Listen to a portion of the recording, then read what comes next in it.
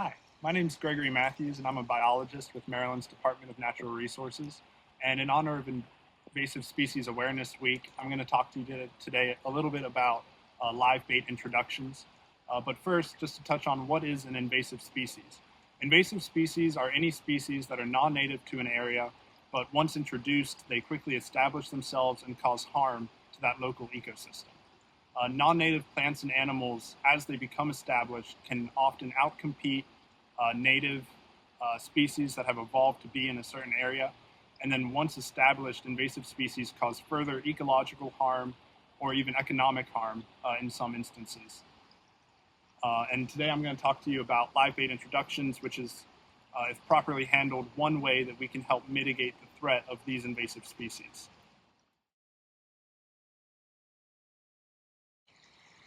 So live bait introductions, also called bait bucket dumps, are instances where an angler, perhaps after a day of fishing, takes whatever unused live bait they have left and dumps it out into the wild.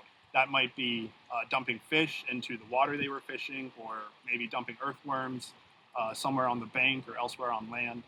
And a lot of times they do this, people think it's a kind or humane act, when in reality it can be quite harmful.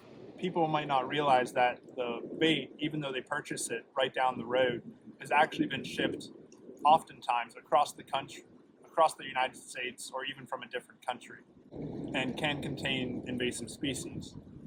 Even just the soil or the vegetation that live bait is packed in can sometimes hold other non-native species within it, or maybe diseases that could be harmful to our local ecosystems. Bait bucket releases have led to the introduction of non-native and invasive species all across North America, and it's certainly a pressing issue here in Maryland as well. Every body of water, whether it's a large river or a small tributary, is susceptible to these introductions.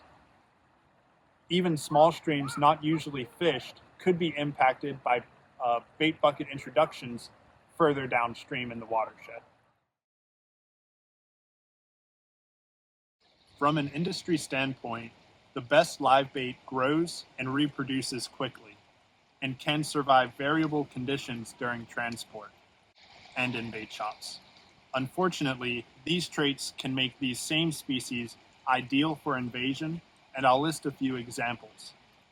First, the rusty crayfish excels at disrupting native ecosystems, as their populations easily outcompete native crayfish, and they are known to even prey heavily on the eggs of game fish. Goldfish may seem harmless in a tank, but if released, they uproot aquatic vegetation, thereby decreasing habitat quality and releasing sediment to downstream waters. Lastly, while all earthworms tend to look pretty similar, the worms sold as bait are often non-native to Maryland and can negatively affect soil and, in turn, many of the plants and animals which rely on it. Maryland DNR has put forth a lot of outreach trying to educate anglers the potential harms that releasing live bait can bring to an ecosystem. We have also are constantly monitoring for any new or novel introductions into state waters. And we have recently completed a survey of anglers, live bait vendors, and wholesale suppliers to try and get a better understanding of what bait is being sold in Maryland and where it's available. Anglers can help by getting into the simple habit of never releasing any live bait into the wild.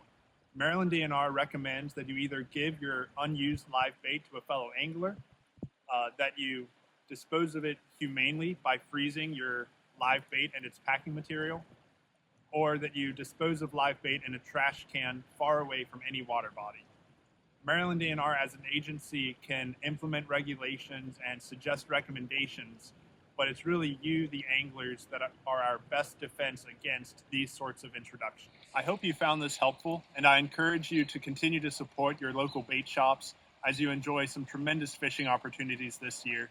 But please remember to be responsible with your bait, and if you have any other questions, reach out to your local DNR biologist or go online for more resources. Thank you and happy fishing.